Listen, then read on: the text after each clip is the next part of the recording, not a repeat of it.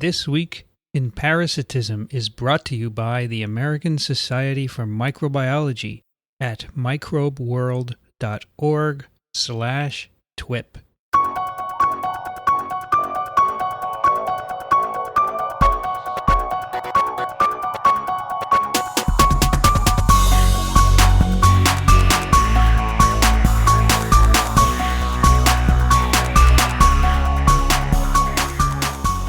This Week in Parasitism, episode number 12.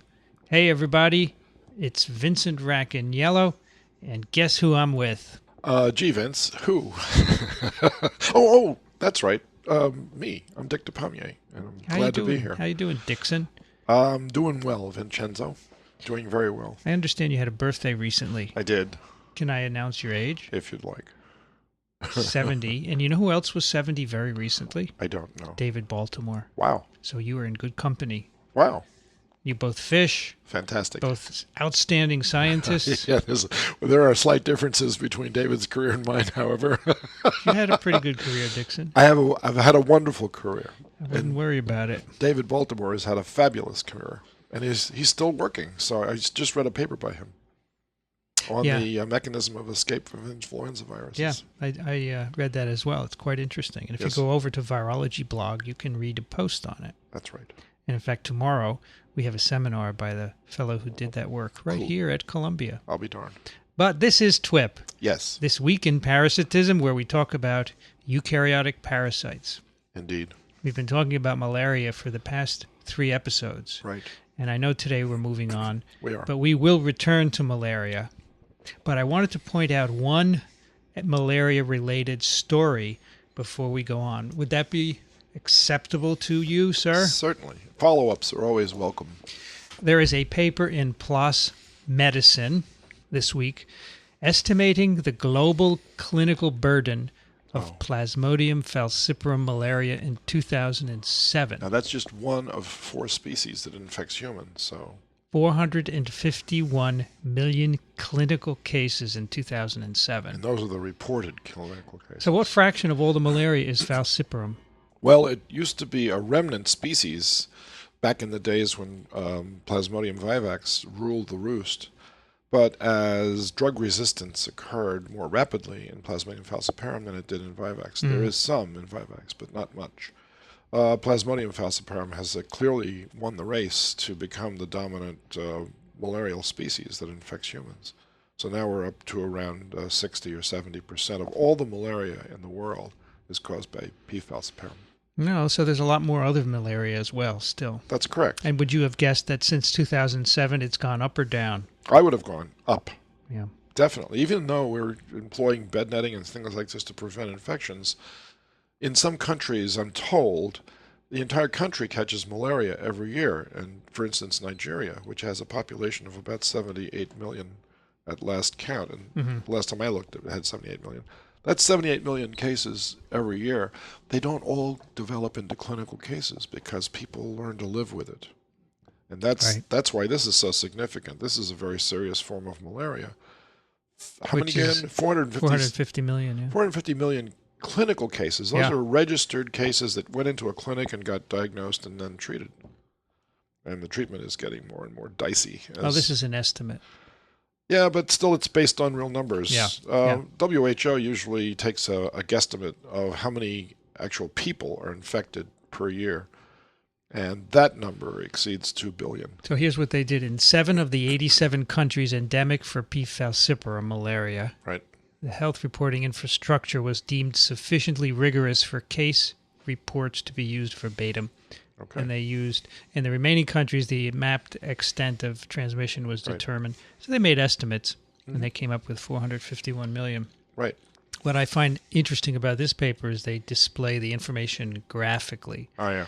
They have, for example, global limits and endemicity of P. falciparum in 2007. Right.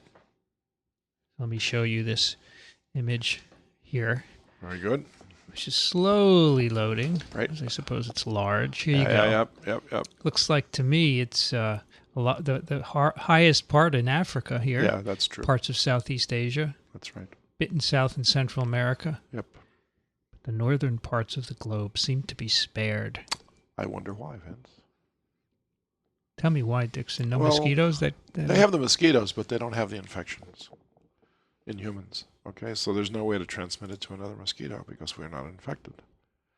And in these zones that are shown on these maps, these are in either continuously transmitted zones or intermittent transmitted zones. They're not seasonal, which is actually marginalized compared to the constant bombardment of people with this infection in areas like Central Africa.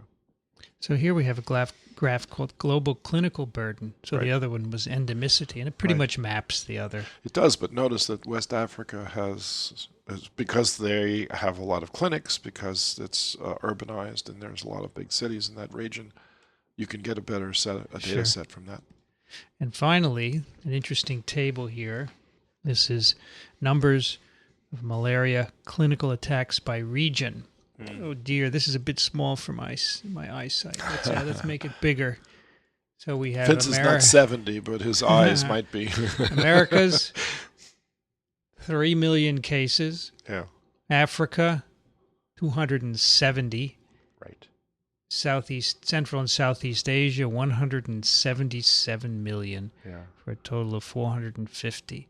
These are big numbers. Huge. Huge. Absolutely huge.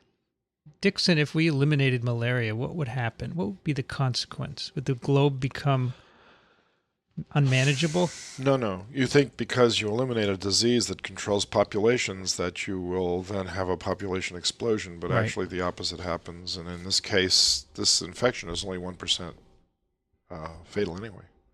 This is not killing people. This is debilitating people. So their productivity would go up. The economics of a region would go up. The birth rate would probably go down as the result of acquisition of wealth. So we've seen this happen in places like South Korea, where they used to have lots of malaria, lots of rural people that lived in the country and farmed. After the Korean War, during the formation of all these larger population centers, all of them had malaria at one time. None of them have malaria now. The only place you can find malaria is in the demilitarized zone. That's amazing. It is. It is. It's a good argument for getting rid of these diseases. This is no question. And Jeffrey Sachs makes that point time and time again. I give him major credit for taking the economics to the public and telling them what the actual consequences would be if we could. It would be better for everyone. Absolutely. It would lower the healthcare costs. It would make more areas of Africa livable, and therefore they wouldn't crowd into these zones where malarial transmission is less, but the productivity of the land is zero. So you've got all these problems that diseases force us into, which would, at least in this case for malaria, it would go away if we could somehow make it happen. We've tried and tried and tried so far, and we've tried to identify its weak spots or its Achilles heels, and so far, including drug therapies and vaccines, we have not succeeded. And the efforts that we have made, we shall talk about in a future episode. Indeed. Hopefully with your buddy. We're having no problem whatsoever convincing Dr. Charles Knersch, one of our co-authors on our textbook, to appear on our show. We just have to work out time. No problem. Yep. You guys have a lot to do. I have nada. I can do this anytime. I don't believe you for a minute, and don't anyone out there believe him either. So what's on the plate for today, Dickson? Plate. That's a great way to put it, Vince, because what's on your plate may end up inside your cells. We're going to talk about Toxoplasma gondii today. Toxoplasma gondii. We are. Is this the only Toxoplasma, just gondii, or are there others? That's a very good question. I don't know of any other. Because in your book, it just says Toxoplasma gondii. Yeah, I think the reason why it's only got one name is for there's a couple of reasons. The first is that it's, in my view, as we can start this discussion anywhere, I might as well start at the very beginning. This infection, and it's an infection, not a disease causer in most cases, is probably the most promiscuous of all mammalian infectious agents. That is to say, that any mammal species that can be infected with Toxoplasma has been infected with Toxoplasma, and we can find evidence for it by just simply looking in their cells or looking in their serum and finding evidence for the infection this way. It is a protozoan infection that's an obligate intracellular parasite. And it's a parasite whose definitive host is the cat, the domestic cat, and other felidae. Definitive host. Definitive, the host that harbors the sexual stages of the infection. Mm-hmm. And then there are reservoir hosts also? There are reservoir hosts, other felidae for the cat, of course. Oh, right. But a reservoir host is defined as another host that harbors the same stages as the ones that you catch. So where does the name come from? Well, Toxoplasma gondii, which is Gondii. That's correct. That's a little animal, by the way. Gondii? Gondii is a little animal. That's right, a little furry animal. It looks a little bit like a gerbil. And this infection was first isolated by a group of people who were actually trying to find the causative agent for Chagas disease. And instead, well, not instead, I should say, along the way, they identified this organism first. It's no wonder because it's such a ubiquitously distributed infection. And where were they working? They're working in South America. Where Chagas disease is a problem. Well, Carlos Chagas is the guy who actually was working on this. So, and that is a trypanosome, right? That is a trypanosome. Which we'll get to another time. We will.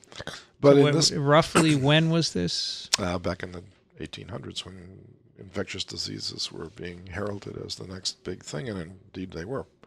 So during the golden age of the discovery of infectious disease agents, this was discovered along the way.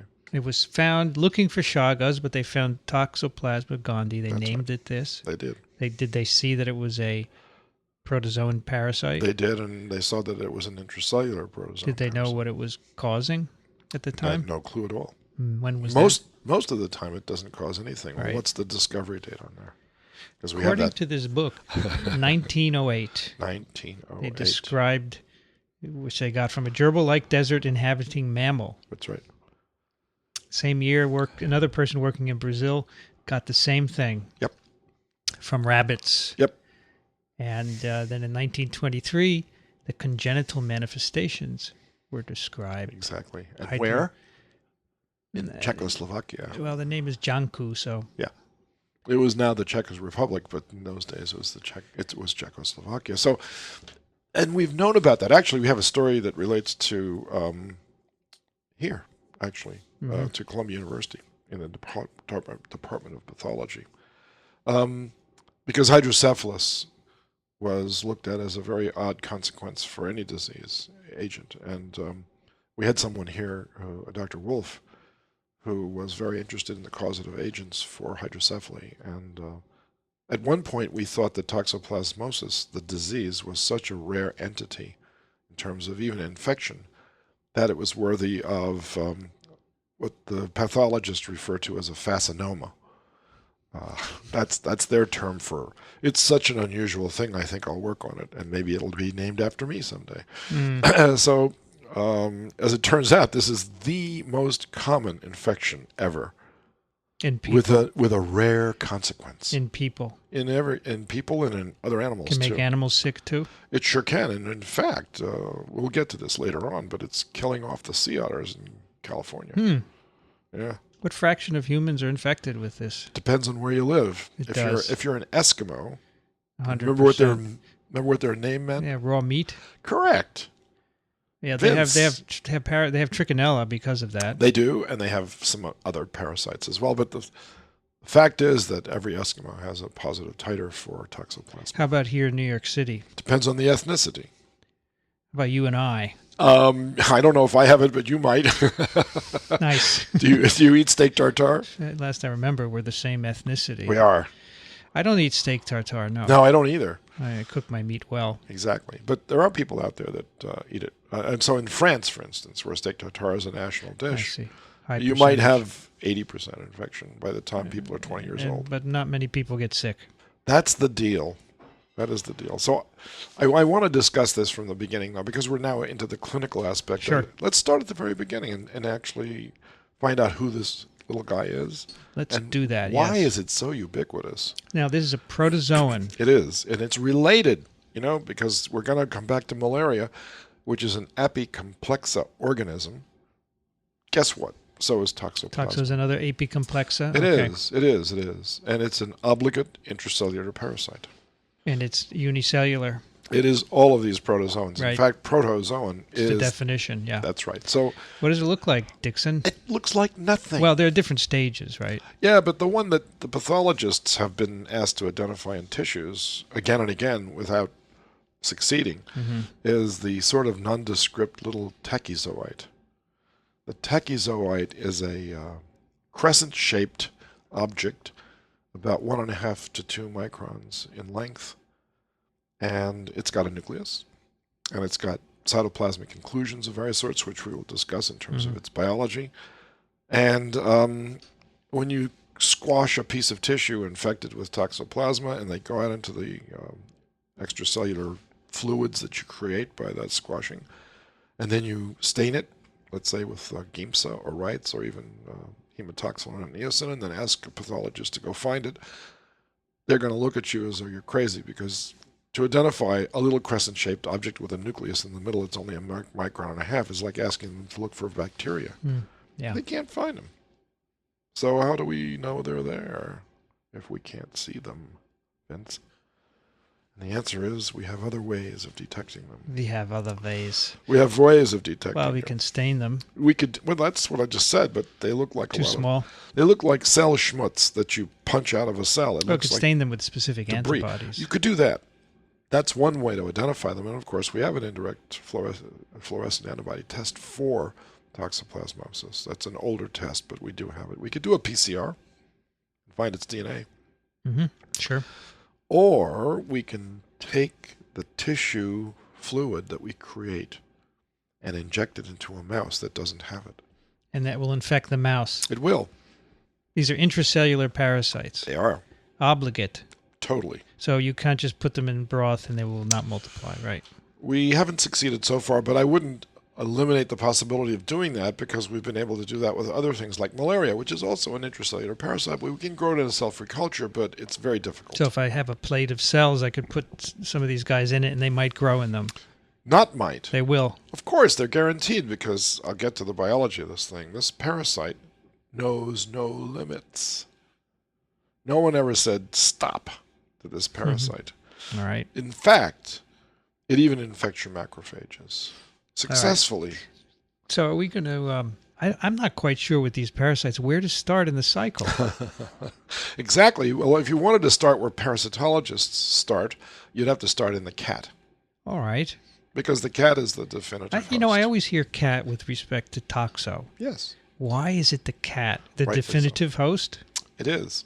Why is the cat? No, Why is it? Vince, remember a long time ago when we first started this series? I can't ask a question like that. The why questions in biology are unanswerable. Well, it invites speculation, though. That's good. Well, I can give you my speculation. The cat, not just a domestic cat, but all kinds of cats. That's right. Felides of all kinds. All right. So I just see the pictures with these nice little domestic cats, but in fact, lions, tigers, That's right. Sphinxes, whatever. Not the Sphinx. Vince. Funny, you don't look Egyptian. Snow leopards. Yeah. What else? Bobcats. Panthers, bobcats, any mountain lions. Any felidae. No canides. Just felides. No dogs. No dogs. All right, let's start with the cats. Sure. The cat, and all cats are hunters. For them, raw meat is it's a double use of the same word. All meat is raw to them. They don't cook anything. So We used to be hunters, you know. we did, of course we did. And gatherers too, don't forget that. Yeah. So cats will capture prey Right. and They're carnivorous. either eat them on the spot or drag them back into their lair or up into a tree if you're a leopard, and then munch down on the tissues. Right? Sure. And regardless of what part of the animal they eat, in the case of cats, of course, they'll eat the whole thing, which is usually a mouse or a rat. But in the case of a leopard or a cheetah, for instance, they may run down something and start eating, and then something else like a hyena comes along and chases them off and eats the rest of the carcass. It doesn't matter, because every tissue of that intermediate host harbors the intracellular forms of these parasites. The intermediates are the prey. And that begins the life cycle in the cat. So whatever the cat captures, it's likely to have toxo in it.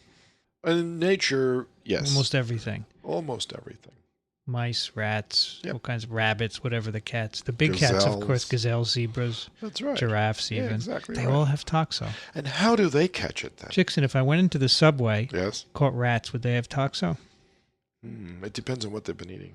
But the chances are good that at least some of them will have it.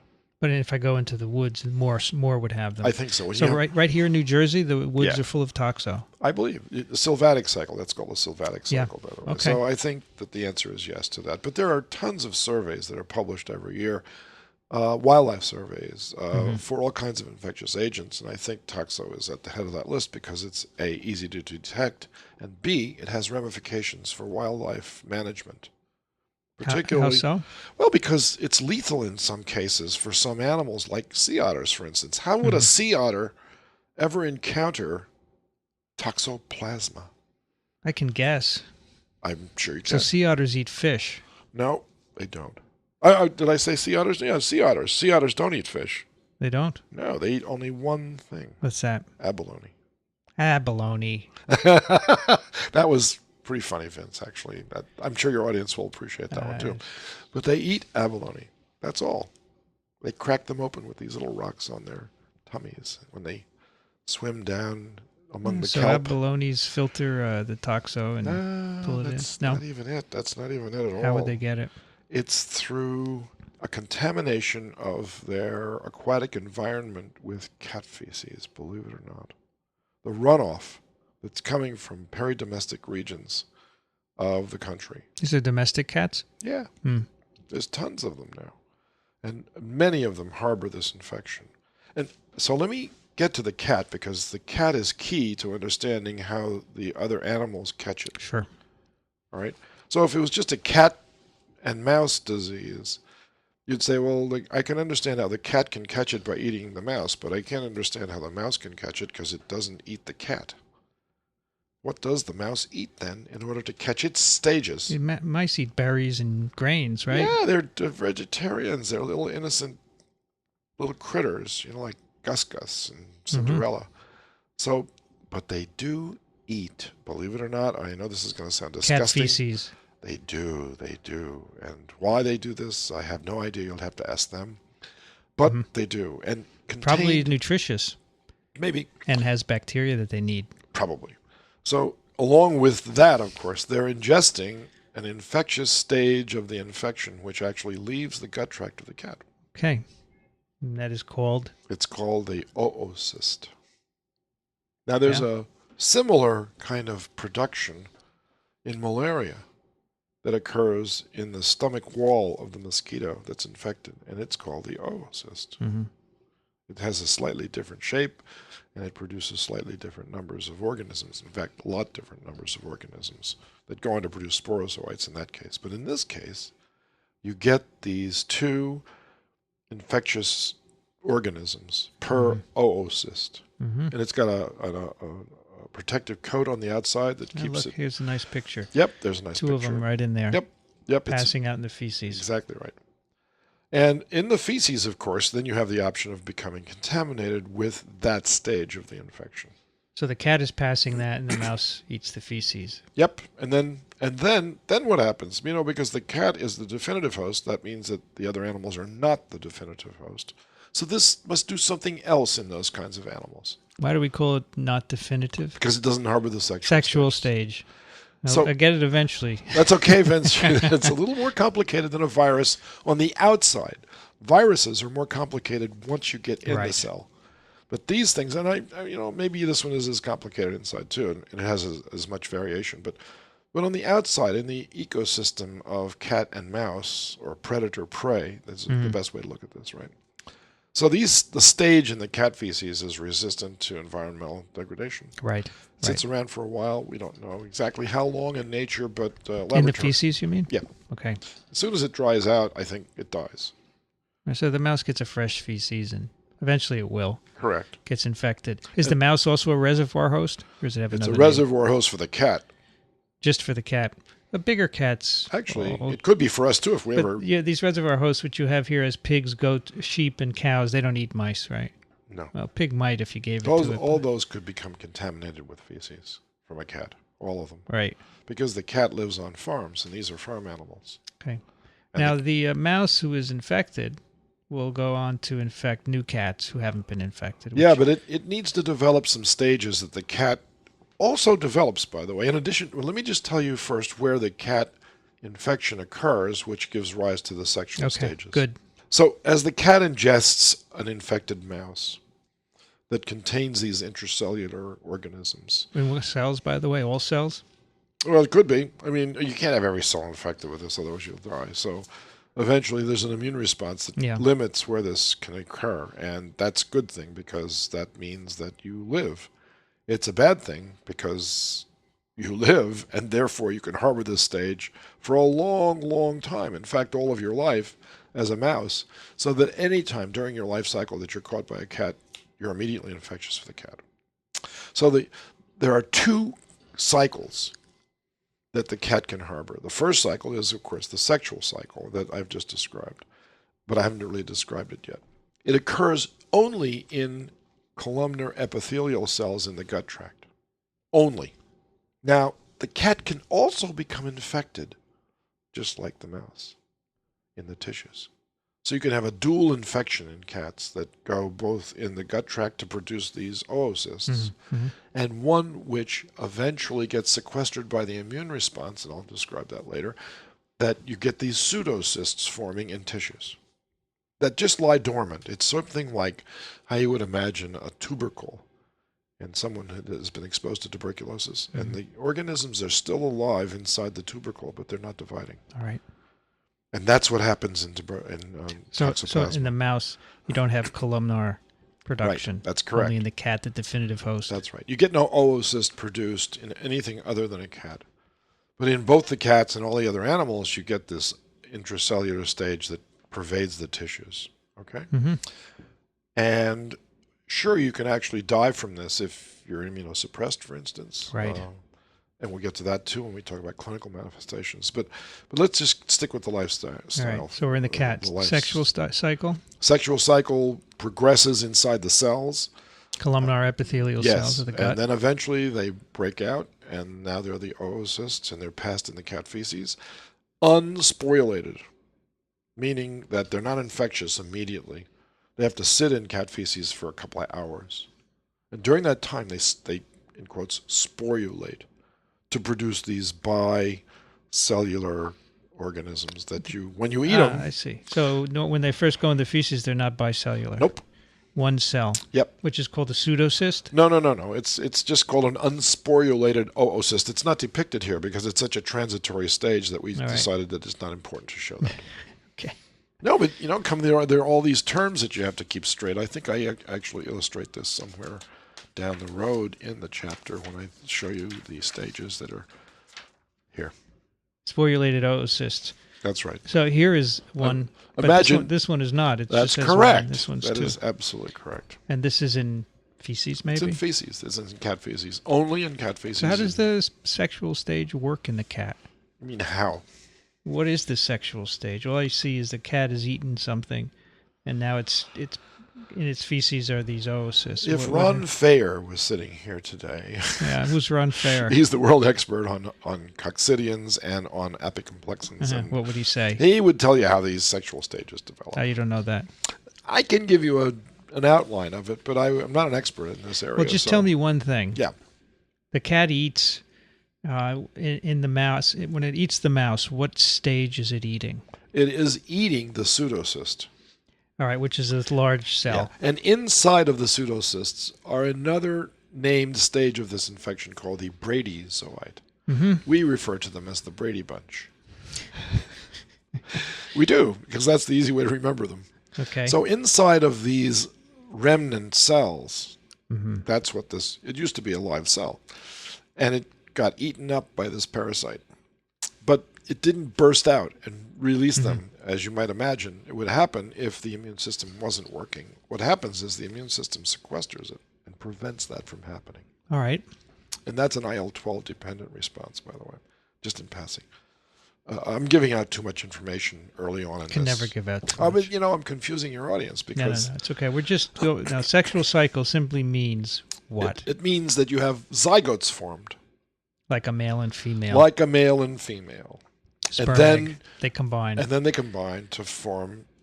No, that is the zygote. The male and female combine to form the zygote. And then it undergoes reduction and division to become a haploid organism. Mm-hmm.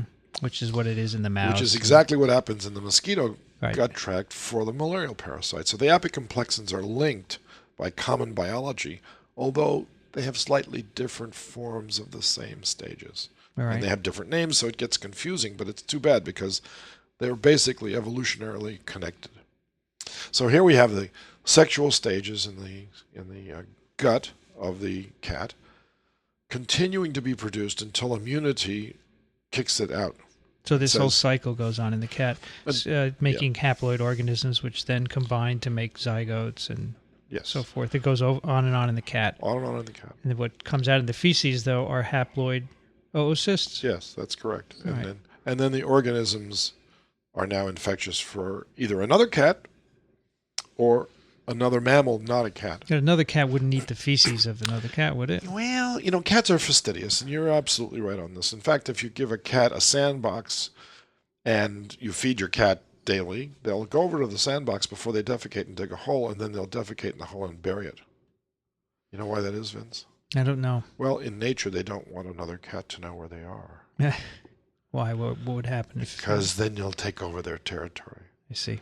If you're a lion or a cheetah or a puma or those sorts of animals. I know that when lions take over another pride, they kill all the babies. They kill all the babies. So they eat them, right? Or they just kill them? They just kill them. Kill them. They don't eat them. Nope. And then they impregnate the females with their own genetic signatures. Right. So not knowing where you are is an advantage to a mother cat. So even domestic cats have remained instinctual in terms of that behavior. Mm-hmm.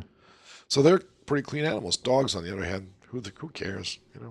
They just defecate anywhere. So Toxoplasma is transmitted from cats to mammals, other mammals, or from cat to cat, but not usually from cat to cat. Mm-hmm. Right. That's easy because they eat mice. So that's right. That serves as a vector. I was going to say it's a piece of cake, but actually it's a piece of mouse. Right.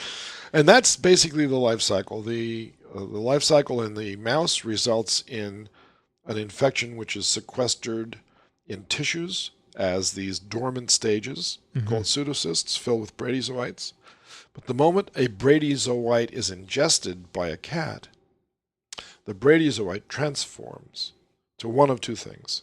It either transforms to the tachyzoite, which is the crescent-shaped organism I described to begin with, or it differentiates into the sexual stages and begins that cycle in the cat gut. So you have one of these two possibilities, all right? You have a branch point in its life cycle after it ingests the mouse. In the mouse, it's only got one of these branch points, and that's the asexual stage. Asexual. And it's safe to say that in both the cat and the mouse, they're fine. In terms of what? Disease. No disease. I didn't say that. Nope, never did say that. These guys, the cats are not fine? Cats can develop diarrheal disease from their gut tract infections. When your brain cells are infected, Vince, and you start losing them, or your eyes. Well, I'm talking about cats and mice. No, I'm talking about cats and mice. How would you measure that clinical effect? Yeah, you wouldn't know. You wouldn't know unless you could measure visual acuity in a cat, right? One thing does happen here that's absolutely stunning. Mm-hmm. It's stunning, Vince. Toxoplasma gondii in a mouse or a rat eliminates the fear of cats. Yes, I've heard of that. That's true? It's not a wives' tale? It's true. It's true. It either relates to the fact that it alters their perception of the odor of a cat and makes them think it's something else, or dampens the smell of a cat, and they can't detect it. But one of those two things. What's the purpose of that, Dickson? To allow the cat to come along and ingest that mouse again. So this is something that has evolved. It's bizarre, but for true. Transmission. Yeah. How could a parasite do that? You know what? You're right, Vince. I believe in creationism. No. No. We take it back. We take it back. I'm not saying that's not true. It's just amazing the behavioral changes that we underestimate the effects of environment on genetics. We underestimate grossly because we don't understand the biology, and then the moment we're shown something like this, we doubt it because we can't imagine it. And yet, there must be other things like this out there, too. Of course. So I presume people work on this as a way of understanding behavior. Of course. Right? See, if you can figure out how toxo alters it, gives you a probe. That's right. Right? Sure. Absolutely. So that's a unique relationship. So it makes it not afraid. So the mouse is right next to the cat, and then I call it the Tom and Jerry effect. The cat eats it, right? Right. Yeah. You know, Tom and Jerry are supposed to be friends, right? I don't know why Tom never ate Jerry, do you? Yeah, because cartoon show would be over then, right? Cartoon. That's but normally a rodent goes away, for sure. You're right. That's exactly right. It's hard for a cat to catch a mouse. And this happens in both mice and rats, you said? Yeah, presumably. Mice. But the cats don't get any kind of alteration in their behavior? I'm sorry, the what? The cats. Cats don't get any alterations in their behavior. They might, but it doesn't involve whether they can catch a mouse or not. It might relate to their mating or something else. I don't know. I have no data on this whatsoever. All right. I haven't heard anything about that. But that's a good question. Maybe our listeners, maybe somebody out there can answer this. If John Boothroyd is listening, who happens to be one of the leading experts on... He works on Toxo? Sure does. He's a terrific guy. He does a lot of amazing work. He's a good friend of mine. Or used to be a good friend of mine. I haven't seen him in a while, but I don't think you could ever lose a good friend. You can just stay out of touch, right? Depends what you do to them. This is all true. Never borrow money. That's the best way to lose a friend. Or if you do, pay him back right away. I thought John worked on trypanosomes. He might also, but he certainly is most famous. Toxo, huh? Most famous for his work on Toxoplasma. So the story is pretty simple in terms of transmission cycle, right? It's meat eating. That's it. So anything that eats meat is susceptible to this. And if I tell you that this is the most ubiquitously distributed parasite on the planet among mammals, what does that tell you, Vince? Well, my interpretation would be that it infects more mammals than any other. No, I already told you that, but you silly goose, you're repeating. I thought you wanted a clarification. No, I don't want it to clarify it. I want to know what you think is the implication. If it's transmitted by eating meat, do you think that all herbivores are also carnivores? Wait a minute. How do you get this into a horse? Yeah. Cat feces. Possible, like in stables. In fact, there's a famous outbreak in humans that occurred in a riding stable. Yeah. And the toxo stage that we became infected with was from the cat, the oocysts. And the way we caught it was the dust in the stable was pounded up by horses. Sure. They were practicing their dressage. This was in Los Angeles, and every rider that day came down with adult-acquired toxoplasmosis. It was remarkable. It's one of the few epidemics that really were well documented, and it was from the cats that hung out in the bales of hay for the horses because they liked the hay because that's where the mice hide and lay their... I was going to say lay their eggs, but of course mice don't lay their eggs, do they? No. They're live-bearing mammals. So the cats would defecate in the stable and it would dry up. But you said before that when it's dry... I know, I did. Well, there's certain elements of dryness, and then there's complete dryness, all right? In order for it to go up in the air, humid. LA is pretty humid. So there was enough of it, though, to have everybody become infected. So what precautions do we take now to prevent that? Because all stables have cats. Sure they do. No precautions. I don't know of any. Is that a good reason not to ride? No, not at all. That was one outbreak among millions of incidents. It's not a common thing. No, it's not a common thing. It was just a perfect storm. Correct. That's the best way to put that. So how does it get into horses? Yeah, or how does it get into cattle? Or how does it get into... sheep or pigs? Pigs are omnivores. You can see that happening. Okay, but you said fecal contamination. Cats, don't cats hang around? Sure, but here's another thing. I can also tell you that if you looked... Water? No. Water is... That's a good thought, though. I wouldn't eliminate that as a possibility because that's how the sea otters caught it.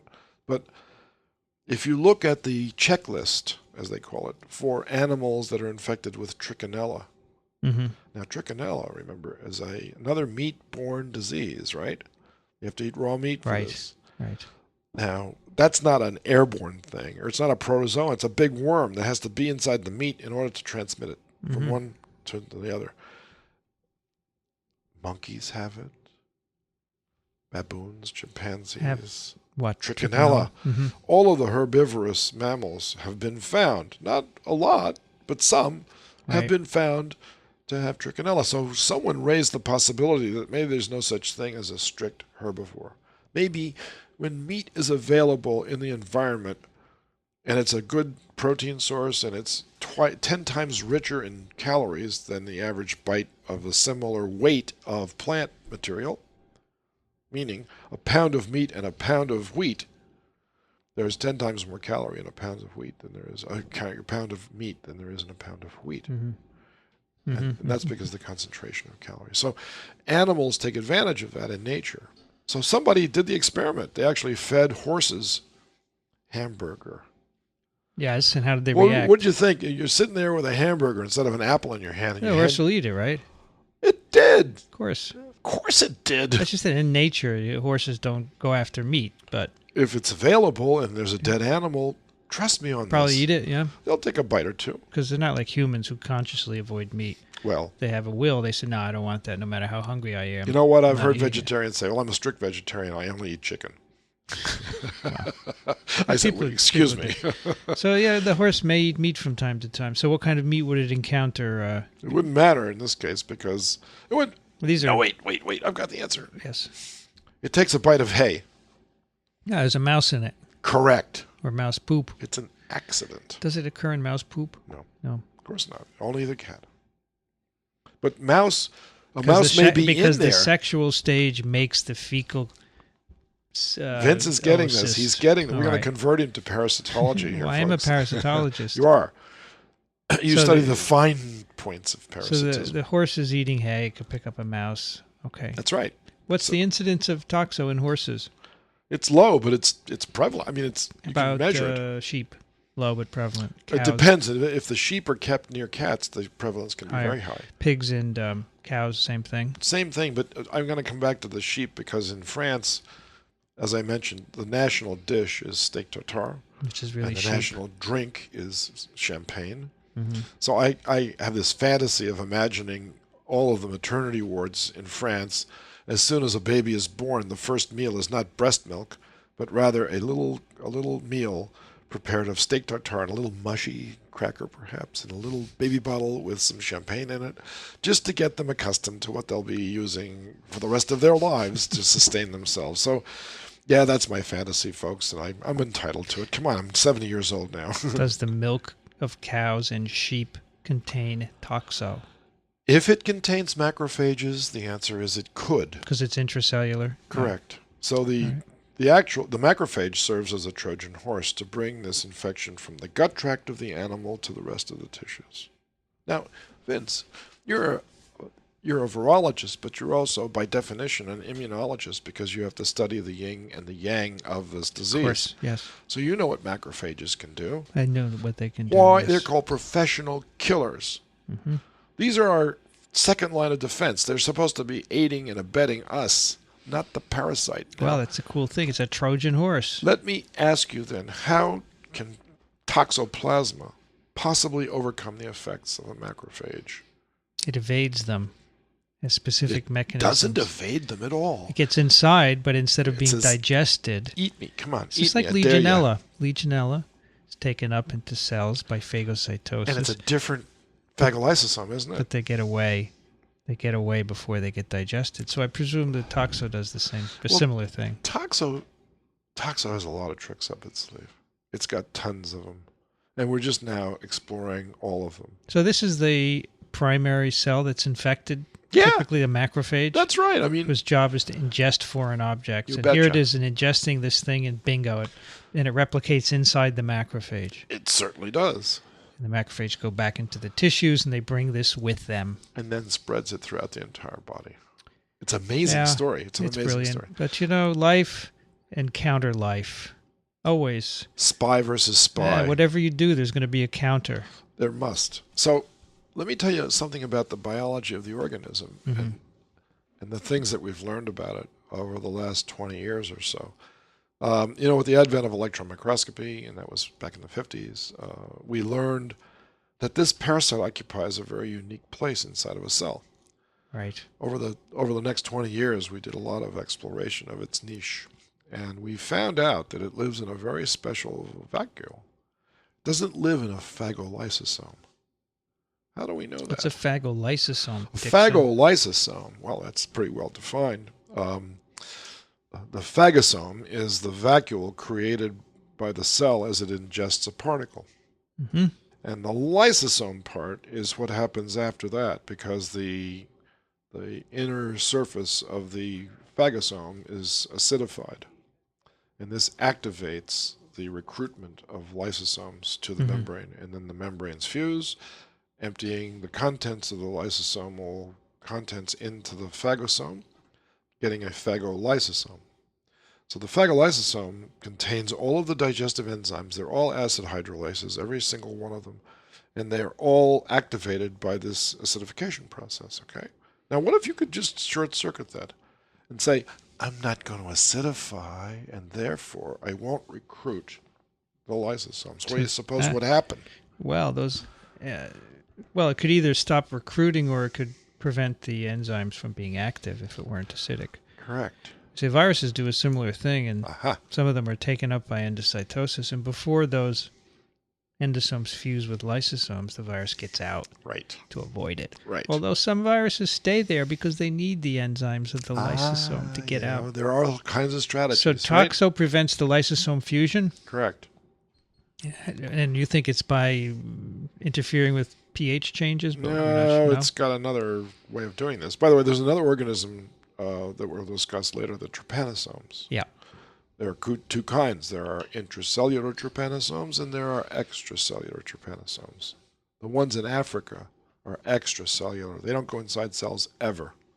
And the ones in South America, those always go inside cells. So T. cruzi is an intracellular and T. gambiense and rhodesiense are not. Mm-hmm.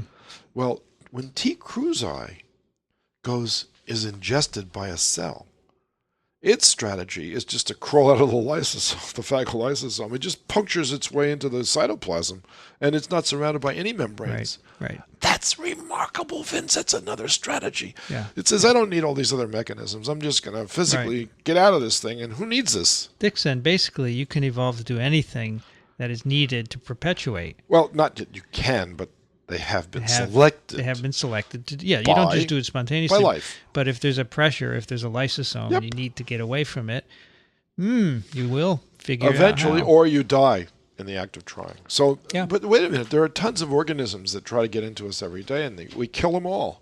Sure. And how do we do that? By this protective mechanism. This is one mechanism. So it must work really well for most circumstances, but for Toxoplasma, for every single cell that has this as its protective mechanism, this fails every single time, which makes this parasite, I would use this word now sparingly in our vocabulary. The word unique is often misused.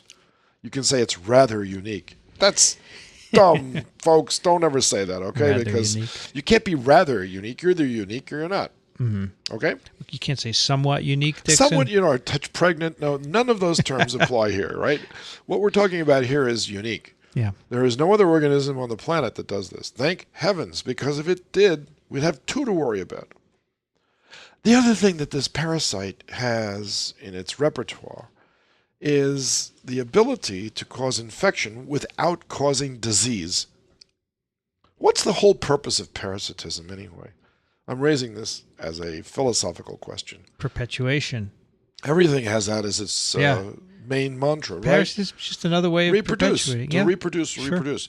In effect, though, it ends up controlling the population of the host that it infects if it's pathogenic. But what if it's non-pathogenic? Isn't that even better? Non-pathogenic means it doesn't do anything to the host. It just takes over a few cells. Hey, you can afford those cells. Come on. Like Trichinella, for instance, in the muscle tissue. You can afford, come on, you got plenty of muscle. And not only that, you can make more. So I'll just take this and then you can make some more afterwards. Toxo thinks similarly. If these parasites had a brain and they could speak, you would hear them say this. I don't want to kill you. I just want to live with you forever. And that's what they do. Do they give us anything? Well, that's a very good question, Vince, because My view of Trichinella, that's not this parasite, of course, is that, yes, it does give us something. You know what it gives us? The ability to resist diseases that we couldn't without the hyper stimulation of our immune response. Mm-hmm. Yeah, so it does give us something. It hypes up both T and B cell responses. And you can outlive certain things which you wouldn't have been able to do before. And it's to the advantage of the parasite that you do that, because the further away you get from where you acquired it to a new place, the better it is for the parasite, not you. But in doing that, you both seem to benefit. Okay. Now, does Toxoplasma do a similar thing for its infected hosts? That's a great question, because many of us in the field of parasitology believe that it's never only a one-way street. There's got to be some advantage to this parasitic relationship, which offers something back, not as much as it takes. It always takes more than it gives. But nonetheless, it could be giving something back to the host in this case. I mean, for the cat, it's very, very advantageous for it to keep down its odor detection system in mice and rats. So the cat says, oh yeah, this is a great organism because it allows me to catch my cats, my rats and mice. And the Toxoplasma says, yeah, but you're going to catch me too. Ha, ha, ha. So is that an advantage or a disadvantage? Does the cat die from toxoplasmosis? No. But sometimes it can be transiently ill. Yes, it gets diarrheal disease from the gut tract. But it's acute. It's an acute illness. It goes away. Yep, that's correct. But, interestingly enough, they can catch that again and again. There's no permanent immunity here. So do we take our cats to vets and do something to prevent toxo? I don't. Well, the one thing you can't do is keep a cat from hunting unless you just you keep it in the house. So if you let your cat out, it's likely to have picked up toxo If from you the let mouse, the cat out of the bag, you're doomed, because eventually they'll encounter it someplace. But you can stay within your house, and the cat can never leave your house, and it can still catch Toxoplasma. How do you think that occurs? No, there are mice in your house, right? Nope, no mice. Sorry. You could still catch it from something in your house. You never let it outside from humans. This is a riddle. Now, wait a minute. Don't answer the question, and I won't either. We're going to pose this as a question to our listeners. Dixon, what runs but never moves? You mean a river? Yeah, very good, Dixon. I guess you're a fisherman. You would know that. It's actually a longer riddle, but... That's right. Well, it's red and white and black all over. No, don't do that. So the cat can catch toxo in a house where it's not getting outside. There are no mice in the house. No mice. Birds. Hey, by the way, do birds have toxo? That's a fabulous question. I believe the answer is yes, but I'm not sure. I think, though, that you'd have to lower their body temperature in order for them to acquire it. People feeding raw meat to the cat. Vince got it. Yeah, which we do, right? We don't. The bone we don't cook. We just throw it. You get this week's Strobo. Wow, wow. The cat jumps right up on the table when you start making a meal, and especially one involving meat and one involving raw meat. Mm-hmm. And here you are making hamburger patties, and isn't that cute? And just set a little aside for the cat. Now, the interesting part of that is that if you had frozen it first, you could have prevented the infection. So freezing, just like for Trichinella, can you give it to a dog? Sure, but the dog will just get the intermediate stages. It doesn't make a sexual stage. I told you. And unless that someone eats the dog, it won't be transmitted. Dog is a popular dish in the Philippines and other places. So the answer, but I don't know if they eat it rare or well done. And it won't come out in the dog feces because there's no sexual stage. Vince, you've got the story now. Wow. So your dog could have it. It might be transiently ill, but it's fine. Who cares? See, we don't feed our dog anything from the table, so she will not get this unless someone's sneaking it behind our back, which could happen. You don't know that. You don't know that. That's right. You don't know that. Or if you finish a steak and you just, say, here, you can have the bone. No, we don't do that. This is smart. Very smart. Not when I'm there. Well, come on. I also know your wife is a parasitologist, so that she probably knows not to do this. Don't be surprised. I don't want to ask her that. She'll yell at me. Oh, no. You've been talking to Despommier again? Okay, but the point is that this organism has lots of different stories to tell us, and the ones that I like the most are the ones that relate to its ubiquity as a parasite. Okay. And what makes it such a wonderful... It's the world's perfect parasite. It's low in pathogenicity. It's very high in transmissibility. It's extremely promiscuous. And you can catch it 2 different ways. Well, what do you want out of a parasite? People catch this too, right? Oh, lots of us. Now listen Lots to of this. us. Listen to this. There's some people who believe Yes. that all microbes evolve to virulence. And this shows that it's not the case. Stop it. Oh, stop it. Who says that? Many, I don't even many want to people know. do. Many people do. Well, many people are wrong because if you look at your own gut tract, all of those organisms that live there right now were at one time, I'm sure, quite pathogenic. And look at them now. They're all tamed. Well, they're mutualistic. We've got now. them on a leash. Yeah. Actually, we're totally dependent on them, so they've got us on a leash. They have to be there. We're on their leash, not them on ours. Yeah, I'm reading this wonderful book about this, and one of the chapters they talked about the microbes in the cecum of mice that digest cellulose, which is what you did as a student, right? You made notobiotic mice, and I didn't make them, but I used them. You studied them, and they couldn't without digest. bacteria, their ceca were just as big as the rest of their abdominal cavity. I mean, it was an enormous portion of their small intestine. Yeah, because they can't digest the cellulose. That's correct. Horses have the same type of big cecum where they That's right. bacteria there digest the cellulose for them. That's correct. Cows, of course, have multiple stomachs. They do. So yes, this is a ubiquitous parasite, and you would say that more than any other parasite that we will discuss or that exists, this is the most ubiquitous. Correct. 'Cause that's not right to say most ubiquitous. That's right. This is the ubiquitously distributed parasite of all time. This is more common. Well, in humans, it's as common as your E. coli, probably. So are we going to talk about the human infection next time? We'll talk about anything you like.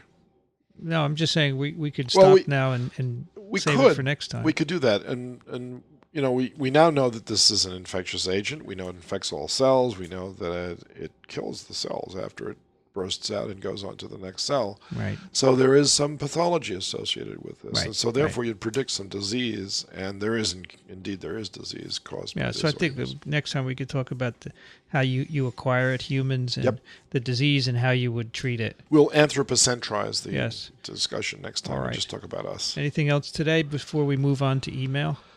Have we covered all the basic stuff? We have, except that I want to eliminate a common perception on the part of the public, and particularly among people in infectious diseases. That is that the most commonly transmitted organisms are either vector-borne or droplet-borne. Mm-hmm. And either one of those is not true. This is the most commonly transmitted meat. Hey, Dickson, we tend to not think of it. We don't think of all the eating that's going on in the forests, right? We don't. But let's a face lot. it, if it weren't, the forest would be just piled up with dead carcasses, right? Or the microbes would be piled high and deep, but they're not. Yeah. Look at roadkill. That's a good example, right? I saw a crow picking up this was very funny. I was driving on the road, and there was a little, I think it was a mouse or something, or maybe a dead bird, and a crow ran up very quickly, was looking at me to time it, grabbed it and ran off just before I got there. Yeah. And I thought, he's probably going for the bugs, right? Not the meat? Yep. Isn't that what you told me? Well, they eat the contents of the stomach also. Yeah. It's an amazing set But not the flesh. Usually not. Mm-hmm. However, in a pinch when nothing else is there, They will. of course. So, if it were a mouse, it could pick up toxo, this crow. Yeah. You said maybe crows or maybe birds? No, I think under artificial circumstances, you can lower the body temperature of some birds and then see if they're infected. So that's the block that the temperatures. I believe that's true, but you know what? I have never worked on Toxoplasma, so I can't actually honestly tell you this. But in Trichinella, that is the case, by the way. Mm-hmm. There is a Trichinella species, Pseudosporellus, as we discussed before, Right. which infects mostly birds, or it'll infect the mammal if you raise their body temperature up to around 40 degrees. Well, it's an interesting problem why it does not infect birds. That would Correct. be interesting to study to understand what they need to infect. That's right. For example, when toxo gets into a macrophage, Yeah. is it being taken up by the typical phagocytic process, or is there a receptor on the macrophage that this binds to? No, there can't be a receptor, because if there were, then only those cells would be infected, Yeah, right? and they're not. Every cell can be infected. I didn't even discuss, but I would like to, the ultrastructural qualities of Toxoplasma, the tachyzoid, because it's got lots of different interesting intracellular inclusions. It's got something called micronemes. It's got something else called rope trees. Right. These are bizarre names that you would apply to a structure that since it looks like something that has a Greek origin in terms of the title, you'd call that's a rope tree.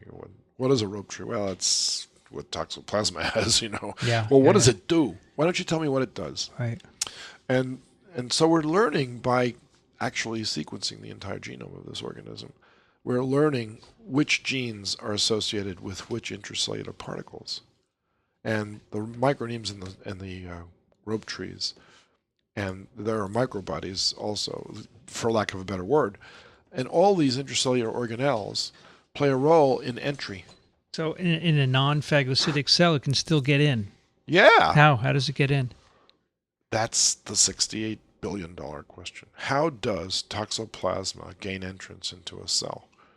And people have NIH grants to discover these molecular mechanisms that facilitate its entry into a host cell. It's bizarre because they're not inside the cell, Vince.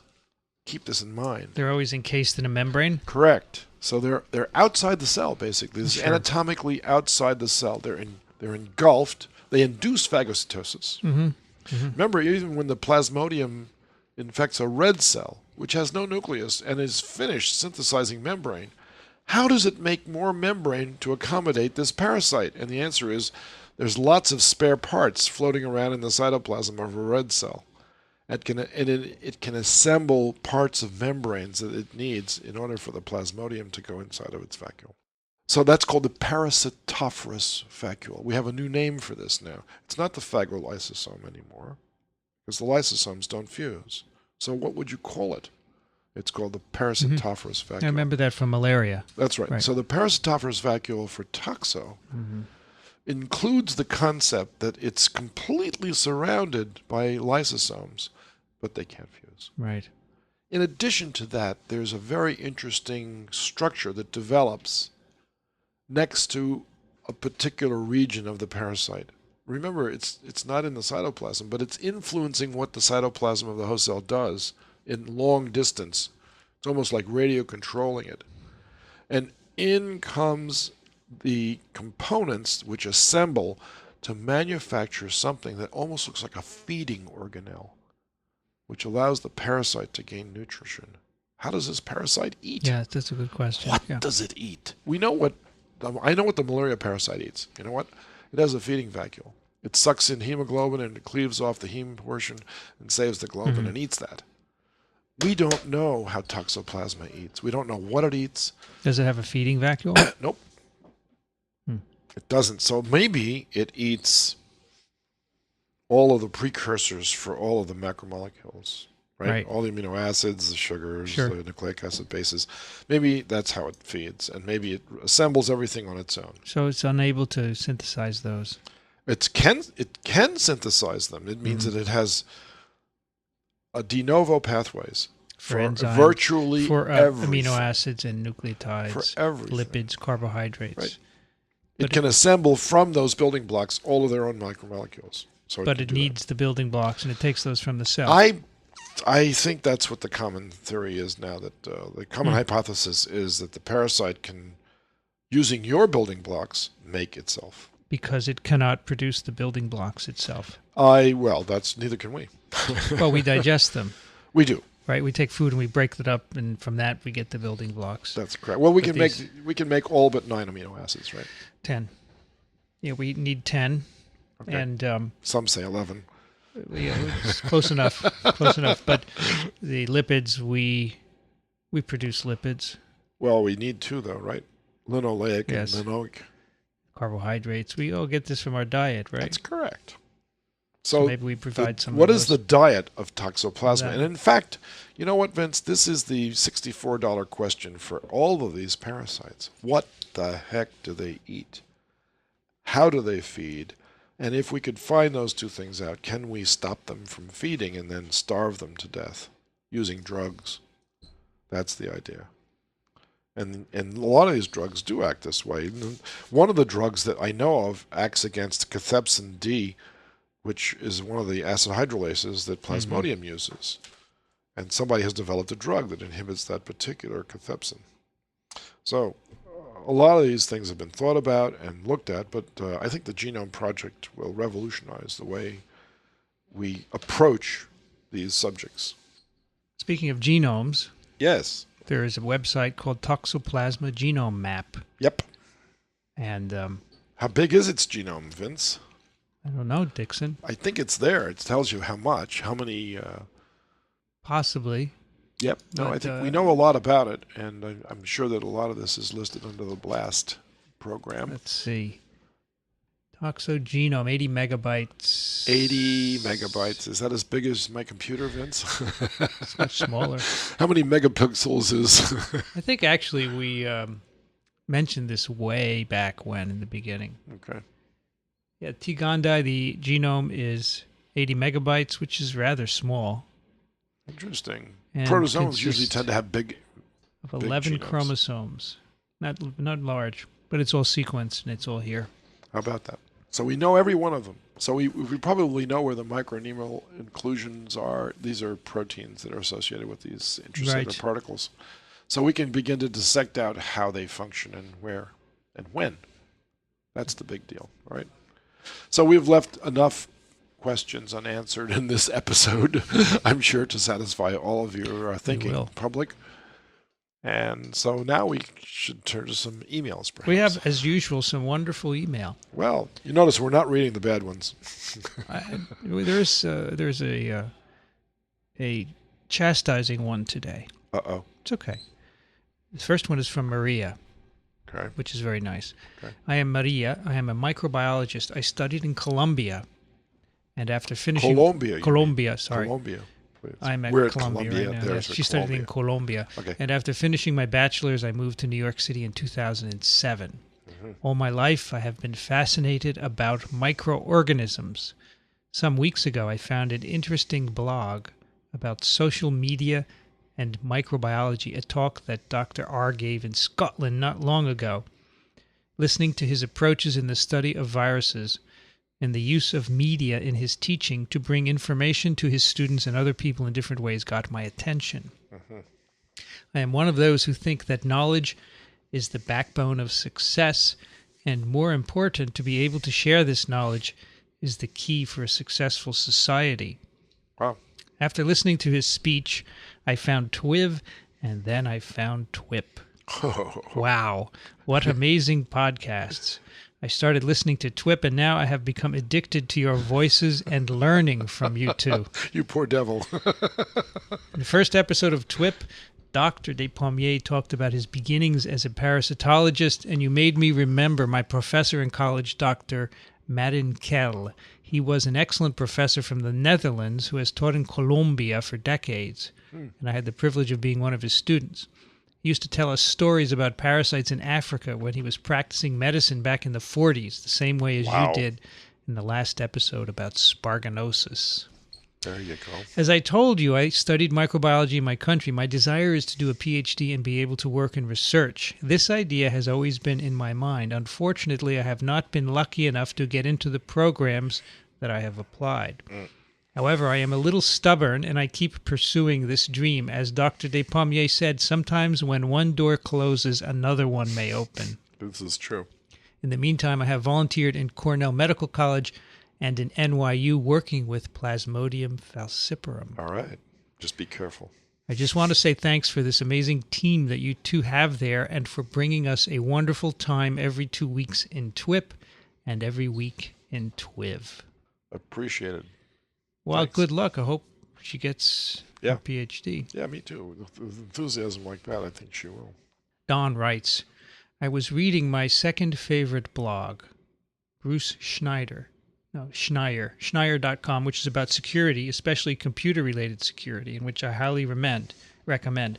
Today there is an entry entitled Insect-Based Terrorism, relating the tale of a conference at the University of Florida promoting fears of a terrorist attack based on mosquitoes or some other insect disease vector. As I read this piece, I found myself wishing I had the depth of knowledge you guys can bring to a topic like this. If you have a chance, maybe you could take a look at this and perhaps dispel a myth or two. So, Dickson, this is about using mosquitoes. So you load up mosquitoes with viruses and release them. Remember, I talked about that with regards to West Nile. So They were talking about like chikungunya, which isn't in the U.S., but you could Right. release. So what is this likely or unlikely to be successful? Well, it usually backfires on the group that are using it, and they blow themselves up before they blow everybody else up. So, I mean, I can't estimate what's out there in terms of But technical capacity. in theory, if you had an infected person, you could let the mosquitoes feed on them, Yeah, put them in a box, and bring them here and release them. you could right? do that. And would that perpetuate? That's the question. It depends on the mosquito species, I think. And the answer is no. We have too good a healthcare system. Those people will end up in a hospital. It'll isolate them. They'll find out what it is, and it won't spread. It will not. Do you think that You need something that's a time bomb type of because it hasn't expansion. spread yet, that No. there's some obstacle? No, these are nascent infections. The reason why AIDS got such a big head start was because it takes about 5 years to incubate for us to come to fruition, right? To get to the clinical horizon. Yeah. These things come in weeks to Yeah, they're days to acute, months, and they're acute illnesses, and so anything that induces an acute illness isn't going to succeed, I don't think. So your point is it's rapid detection surrounding and limiting the spread. Yep, we have good public health measures for handling most of the outbreaks. Let me put it another way. Sure. This article dealt with Florida because they said mosquitoes do well there. They do well everywhere. And Remember, they said New Jersey's state bird. if we released, let's say all obstacles are gone, we released some mosquitoes right here in New Jersey, how far would they get? Depends on the species. The right ones. No, you have to tell me which ones, Vince. The salt marsh mosquito can travel 10 to 20 miles, whereas the Culex pipiens can travel 100 yards. Could it spread across the country? It can. It does. It does this by drafts of cars that when they breed along the ditches and stuff, or they get transported because they get inside of a car or an airplane or a truck or a boxcar. So you can distribute things by our transportation system. They don't have to be able to fly. Yeah, so they could. So there's not a biological reason why it would be restricted. No, it's not the mosquitoes that we're worried about. It's the diseases they transmit that we worry about. Okay, so we can't get rid of any mosquitoes. We've never done that. We can control them, but we can't get rid of them. Well, if you released mosquitoes in a crowded room and those mosquitoes were laden with a virus, Yep. it may or may not spread. There are many factors that control Well, transmission. if it requires a mosquito for the transmission after that, like all these arboviruses, then the answer is you need more mosquitoes then. If I released malarial mosquitoes here in New York City, what would happen? We already have them. You don't have to release them. We already have them. We've got anopheline mosquitoes living in New York But they City. don't have malaria parasites in them. But if that's I right. released mosquitoes containing malaria parasites in a crowded bank downtown, what would happen? People would get infected with malaria. They would get detected. They would get sequestered. They would find out where the epicenter was by tracing back where all these people were at the same time, and then they would start to control the mosquitoes. We can do that now. A rapid response is a key part of limiting Sure. the It potential. depends of on these. the disease, but I mean, we've had a talk that has transmissions of malaria in the United States, in Long Island, and Sure. California, and places like that, and every time we've been able to control them. So Okay. I'm not too worried about that. I'm more worried about the latent things that Sure. take months or weeks to find out, and then it's too late because it's already spread. All right, well, we'll put a link to that article. That was a conference at the University of Florida, Gainesville, where our colleague Rich Condit resides. Interesting. Don continues, the TWiP podcast is definitely my favorite blogish information feed, Cool. and I listen to it on my long commute just as soon as I can download it. TWiP would be right up there, but I find myself succumbing to the ick factor Is that a chastisement I'm listening to? and often delay a few days before listening to it. Somehow, viruses don't do it, but I can't listen to Dick talk about worms without feeling them squirming about in my gut. Our medical students used to say the same thing, but they kept showing up for lectures. Well, that's because you're captivating. No, that's because I locked the door after I entered the room. I'm sure glad I don't have loads of parasites. Well, I am too. How do you know? That's another thing. How do you know? But my imagination runs away every time, and for a while I'm sure I have whatever icky new parasite Dick is talking about. Yeah, well, that happens in medical school all the time. Well, in medical school you have the disease of the day, That's right? right. But That is exactly Don, right. today you have toxo. That's right. And it's benign, so don't worry. I have long been fascinated by biology and love listening to you. You have inspired me to treat myself to a subscription to Nature as a Christmas present, and while I don't have time to read it all, I'm proud that I can manage to read at least a sampling all the way back to the letters. How nice. Well, I think if you continue to listen to TWiP and TWiP, you'll get better at understanding. You will. Greg writes, I heard about your show while listening to Futures in Biotech. Oh, nice. Mark Pelletier. After listening to the episode about malaria, I posted on Twitter that I thought you two were the Abbott and Costello of parasitism. I can't believe that my new favorite show concerns something I know nothing about and was totally disinterested in until I heard Dickson's story about frog legs in TWiP number 8. Ah, bingo. Thank you so much, both for the information and entertaining style You're welcome. of the show. It's our pleasure. Douglas writes, Hi guys, great work with TWiP and TWiP, best science podcasts out there. Oh my Lord. An interesting link you might like is Parasite of the Day. Yep. Which I showed you the other day. You showed me the other day. Thank you, Douglas. I showed it to Dickson. I was probably have heard of it. No, we haven't. Thank you for showing it to us. Yes. I actually contacted the blog master or webmaster and asked her to put TWiP in their blog roll, but she hasn't done it. P.S. I've been cringing recently whenever you pronounce Edinburgh as Edinburgh. It's Edinburgh. Edinburgh. He's from Scotland. Okay, Edinburgh. I'm sorry. Look, Vince. Edinburgh. Edinburgh. Okay. Was that the chastising? No, it's coming. Oh, brother. He's saving the best for last, folks. Are you nervous? A little bit. ATN writes, I probably got something wrong. Hello. No, it's not about wrong.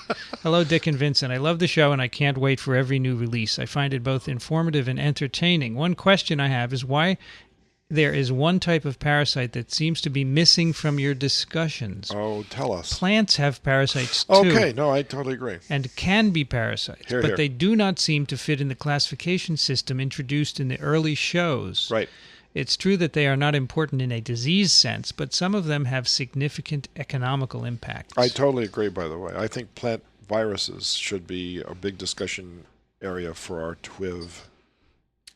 A common example of a plant parasite is the mistletoe that germinates and burrows in tree branches to connect to the plant's circulatory system. Or Spanish moss. That's true. A more agriculturally relevant example is the striga, a root parasite of many major crops that reduces productivity significantly, STRIGA. Sure, and then there's root knot nematodes. Mm-hmm. I mean, you can have a worm that's actually a disease of a plant rather than a person. Another example is the Rafflesia arnoldi, or corpse flower. Yeah. The biggest single flower in the world. That entire genus is composed of an endoparasite of a genus of tropical vines. I thought the biggest flower in the world was up at the Bronx Botanical Garden. The one that smells like rotting flesh when it flowers. I find parasitic plants a fascinating subject, but sadly they seem to be often forgotten. How about the strangler fig? He didn't even mention that one. By the parasitologist. I hope TWiP will in the future approach the subject. We'd have to get an expert. Right. But we could. We could do that. But I'm sure we could again, find one. This is not the kind of plant that makes you sick. That's how we sort of announce this show. Right. So these are about parasites that make us sick. That's right. Yeah, eukaryotic parasites. That's right. But at the end, if we find a expert, and if there are any listening, volunteer. Give us an email. We'll have you on the show. William writes, Dear respected colleagues. Let's start. You have heard from me before. I am the private physician who discussed your liberal/progressive political bias. Oh, no. I loved your human interest story of the young woman who died of malaria, with the collapsing dominoes ending in cardiac rhesus and splenic rupture. Yeah. That is the best way to communicate to young physicians. I never forgot those teachers who told those stories or my own similar experiences. Right. I trained at LA County General, USC. Much of my experience was with illegal immigrants. All of the drug-resistant TB was coming in from Mexico/illegal immigrants, in addition to many other illnesses, including leprosy. Do you think the present Obama administration approach to illegal immigration, threatening the citizens of Arizona, is in the best health interests of the citizens of Arizona and America? Or did I misread the, quote, terrible situation in Arizona, end quote? I'm a strong supporter of immigration, legal. If your children were at risk from drug-resistant TB in grade school, might your stance be different? I used an analogy when teaching HIV. Naive T cells had to go to thymus U. They had to pass one test and fail another, or they were disposed of. You get the idea. Respectfully, William. William, I think we need to revamp all of our thinking process with regards to who lives where and why. And I have no political views with regards to admissions or not admissions for illegal aliens, and obviously there is a health problem associated with some of them. What I am a big opponent of is to erect a higher and higher fence using huge amounts of money when the easiest way over a fence is actually underneath it. So it doesn't matter how high and how long you make this fence and the wall or the barriers of immigration, people are going to find ways around them. So it's better if we had an open admissions policy with a health inspection system that could actually help these people overcome their difficulties. And that's less expensive, I can tell you, than hiring the entire military to protect the border between Texas, New Mexico, and Arizona from illegal aliens trying to get a decent wage so they can go back to their own little cities and support their families. So it raises a lot of political issues. I'm not a bleeding heart liberal. I'm a strict constitutionalist, and I'm very much in belief of a system that's fair. And none of the systems that we have in place right now are fair. So I think we have to re-examine the whole issues of that. But you know what? I'm a trained microbiologist. I'm not a politician, and I'm not a congressman, and I don't have any political axes to grind. So I can only tell you what I think in terms of my opinion, and that's my opinion, but it might not be worth much. All right. Thank you, Dickson. We try to stay away from politics. We do try. Now and then we get the stray. Well, funding for research is one issue that I can definitely speak to, but that's not political. That's just common sense. One more from Jim. Was that the chastisement? Yes. Oh, gee, I think that was pretty mild. Vince. Well, I think he's got a point. I mean, he does have a point. He does have a point. You had expressed disappointment in the situation in Arizona, and he's just saying, look, there are reasons to be firm because we can import diseases, and that's absolutely true. So if you want to stop those diseases, though, you can't harden up the line against immigration because people just try harder to come across at another place. I think what you have to do is you have to welcome them in and at the same time allow them to be diagnosed and treated. Well, there are also issues with that, and I'm sure Dr. William will tell us that that is overburdening our healthcare system. Do you remember the open enrollment policy here in the United States and in the Port of New York and Ellis Island? Do you know why they sent people home? Not for tuberculosis, for trachoma. And how do you think they detected it? There was very tricky stuff here. They built steps to the next set of clinics that people had to go to, using steps that were uneven. I see. The ones who had trouble with that. The ones that couldn't see properly because they had these scarrings of their sclera, they stumbled, and they just picked those people right up and put them on a boat and said, go back home. Tuberculosis can be silent, and we admitted lots of people with tuberculosis. Yeah. So we also worried about diseases, but it didn't prevent them from coming in. We didn't prevent cholera. We didn't prevent yellow fever. We didn't prevent anything, basically. Well, this is sort of my feeling. Diseases don't respect borders. They don't know any borders. If you stop one flow, it will come in another way. People will find a way to get in here. They will. And they will bring drug-resistant tuberculosis, which, as you know, is here in New York City, in many parts of the country. I do know Very this. Scary. It is for all of us. Jim writes, night soil is used as fertilizer in some countries, but not in the U.S. because of health concerns about parasites and disease transmission. Have any countries developed simple methods of curing night soil to eliminate the hazard? I understand that while urine is part of night soil, it's not considered a health concern as are feces. Is that correct? Yeah, urine is one of the 7 sterile biological fluids in the body. Well, it's not. Yes. Yeah, it's sterile until it comes totally out. Then it gets contaminated. sterile. Yeah. Then when it comes out, it gets contaminated. Only in females, not in males. Well, there's a low level of contamination from passing through the urethra, no? No, none. Unless you have a urethral infection, Vince. But if you don't, there's totally So sterile. for males, it's sterile. Even Yeah. the tip. So the big there. difficulty in women is a clean catch. They call it a clean Sure, catch. And sure. that's because it has to pass over many tissues before it Right. comes out. Whereas in Right, males, right. it just goes to the urethra. Okay. With all the supplements I take, it seems that one of the best fertilizers for my garden might be my own urine. It would sure help offset the pharmaceutical cost and be a great recycling concept. On the other hand, dog pee kills grass, so must any urine be aged or cured? Does using urine sound reasonable? Well, there are some organic gardeners that actually highly recommend it because, after all, Vince, what was the first organic compound ever synthesized by anybody in the whole world? You know the answer? Wait a minute, Dickson. I have a feeling we've been through this before. We have. Aspirin. No. Ammonia. No. Urea. Urea, ammonia. Urea. No, that's not. You said Eureka. No, it was urea by Friedrich Wöhler. Right, in the turn of that was big deal. A huge figuring deal. Out. That's Why yeah, did yeah, you sure. think they picked fertilizer? Bingo. And explosives. Don't forget explosives. Yes, exactly. Gunpowder, right? That's right. So ammonia, release of ammonia, which is an organic source of nitrogen, can be used by plants. Mm-hmm. So urine is, in essence and in theory, a very good source of organic nitrogen for plants. And some horticulturists recommend it. It has a certain je ne sais quoi about it, of course. It's your own private garden. Still it's kind of... it's an onerous kind of a nitrogen compound. It's not, but urea, when you look at a powdered fertilizer, Mm-hmm. that's the element, that's the nitrogen in it. It's urea. It's not ammonia, it's urea. So And nitrogen bacteria can break down the urea. that's correct. Release. No. The plants can use the They can use urea? They can use it directly. So it's the NPK. What's the NPK, Dickson? N is nitrogen. P is phosphorus. NK. Potassium. There you go.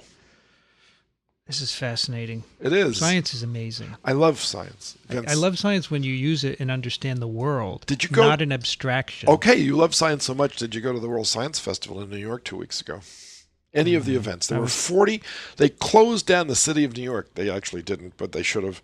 For 40 riveting events over a week-long period, sponsored by a group called the World Science Festival. And the opening ceremonies were in Alice Tully Hall, which I had the privilege of going to, and they honored Stephen Hawking. Now, here's a trivia question. So, who was Stephen Hawking's father? I don't know. His name was Frank Hawking. And guess what Frank Hawking did for a living? Was he a scientist? He was a parasitologist, Vince. But not of your generation. He was of my generation. Really? You knew him? Yeah.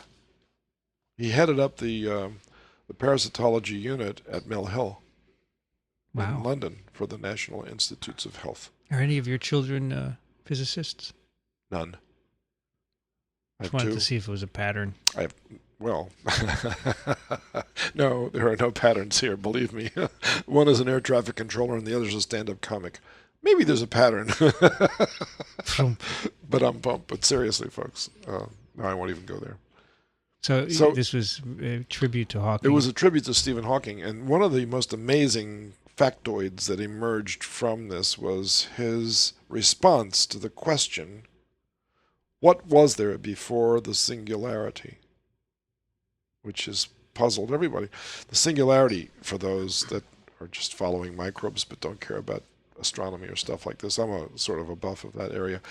It relates to the physical description of all of matter compressed into a small infinitesimal point by eliminating all the space in between the atoms and the electrons and the protons and the neutrons and the mu mesons and the bosons and the all of these particle types were all pushed together into a single particle, which was so small that you couldn't see it. Now, do you believe that, Vince? All the matter of the universe compressed into a small point of infinitesimally small. It's very difficult to believe. My mind does not accept that. But yet, if you look at the amount of space between the nucleus and the first electron ring of an atom, you can't but be impressed with how much emptiness there is. Okay, by getting rid of the emptiness. Right, Vince just pointed to his head. No, that's not true. Your head's filled with all kinds of good stuff. You get to this little singularity. Okay, so the question was raised. What existed before the singularity? Because if we accept the fact that this thing then exploded into everything you see today, as the Big Bang Theory suggests very strongly that's what happened, then what was there before that? What preceded the singularity? And Stephen Hawking, who has been getting smarter and smarter as his illness has progressed, came up with the following answer. He was there? He was there. You saw him? I did. You're lucky. I was extremely lucky. That was one of the big reasons I went. I wanted to see him, and I did. And so he thought and thought and thought about this, and he came up with the following answer, which I thought was remarkable. He said, you have to realize that there are four things out there that need explaining. One is matter, one is energy, and one is gravity, and one is time. So we all know that Einstein spent most of his life describing the interchanging of energy into matter and matter into energy, right? E equals mc squared is pretty commonly known. And it means that if matter travels at the speed of light, it converts to pure energy. So matter is merely a representation of energy, and energy is merely a representation of matter. I accept that part, and everybody here would agree with that. That's pretty basic. The two other things are total mysteries to science. They haven't got a clue about what gravity is. In fact, the American Physical Society offers a cash prize every year for the best essay on gravity. Can you imagine? Or I'll just sit down and write an essay on gravity. And, Newton's law of gravity suggested one thing, but he was wrong. Turns out Newton was wrong. I mean, he was close, but he was wrong, because his general formula doesn't describe exactly the orbit of Mercury, and Mercury was used as the gold standard to describe the gravity of the sun and the planets that revolve around it. So the point is that once Einstein added his relativity twist to it, then gravity took on a totally different meaning. And when Stephen Hawking came along and conceived of the black hole as the end point or the beginning point for star formation, he concluded, based on mathematical considerations, that if you were to enter a black hole, because gravity is infinite, there is no time. Time doesn't exist. So his answer to the singularity question of what preceded the singularity is, according to Stephen Hawking, well, there is no time because it's infinite gravity, and therefore there is no word for before because time didn't exist. As the singularity expanded, the onset of time began, and I find that incredibly difficult to reason with. That has stumped me ever since I heard it. I don't mind repeating it because, ignorance is bliss. If you consider the fact that gravity and time are linked, then one of the conclusions that you're forced into is that because there's more gravity at your feet than there is where your head is, that your feet are ever so slightly younger than your head, because you spend most of the time on your feet. I happen to know Brian Greene, who is a brilliant physicist, and he's a champion for string theory. And in fact, last year at the Science Festival, his guest was Joshua Bell, who is a remarkable violinist. And Brian Greene read and Joshua Bell played string theory. And it was fabulous to see an animated discussion of how he thinks the universe is constructed, and then hear the musical equivalent. Joshua Bell, I don't know, for those that don't know him, he's an Indiana-trained violinist that can make a violin sound as though he's an entire orchestra. He's remarkable. I had the privilege of meeting him afterwards. The joy of this festival is that you get to meet lots of famous people, and you can go up. What's the name of this festival again? The World Science Festival, and it's a remarkable. It's my pick of the week. In fact, it's my pick of the year. I must tell you, I mean, I'm just bragging here now. Okay, so fine, you can cut this if you want, Vince. But I mean, I was at the original World Science Festival, and I gave a talk, and then I gave a talk at the next one also. So Did you talk about vertical farms? I did. It's a good concept. Thank you. Should follow it through. I think I will, given enough time now that I'm retired. But the point is that how can we imagine an entity without time associated with it? Our lives move forward. We always think of forward. Time was always in one direction, but according to these physical laws, time can move in either direction. It's like an equation for an enzyme reaction. If energy and mass are linked, then gravity and time are linked. Wow, that's remarkable. Dickson, you should go listen to some astronomy podcasts. It's wild stuff. I'm still stuck with viruses and parasites. No, this all relates because, parasitism slows down time. It removes you from the real world for a while and makes you feel sick. I mean, I'm stunned by these conclusions. But the Earth is moving at 17,000 miles per hour. I'm stunned by it. So the whole solar system is moving. So if we slowed down, time would change. Now, the point is that time is slower on Jupiter than it is on Mars. Because the gravity. Yeah, if they're interchangeable, then that's... So that doesn't describe what gravity is, and it doesn't describe what time is. It just means that they're the same entity in different forms. Isn't that... Come on, you drop an apple, it falls down. You mean to tell me that has something to do with time? It probably does, because it takes time for the apple to actually reach the ground. So the amount of gravity equals how long it takes. That time and gravity are linked. All right, Einstein. It's fantastic. Toxoplasma gondii. And this is the pH part of my degree. Piled higher. Piled high, very high, or philosophically piled. Dickson. I gotta go. Vince. Where are you going? Next week I'm going to Montana. But first I'm going to the Singularity University in California to give a talk. So I'm surrounded by this topic no matter where I go. Good to see you again, Dickson. Thank you. It's very nice to be here again, Vince. Dickson is at Racaniello.org, medicalecology.com, and verticalfarm.com. And we are at microbeworld.org/TWiP. You've been listening to This Week in Parasitism. Thanks for joining us. We'll be back soon. Another TWiP is parasitic.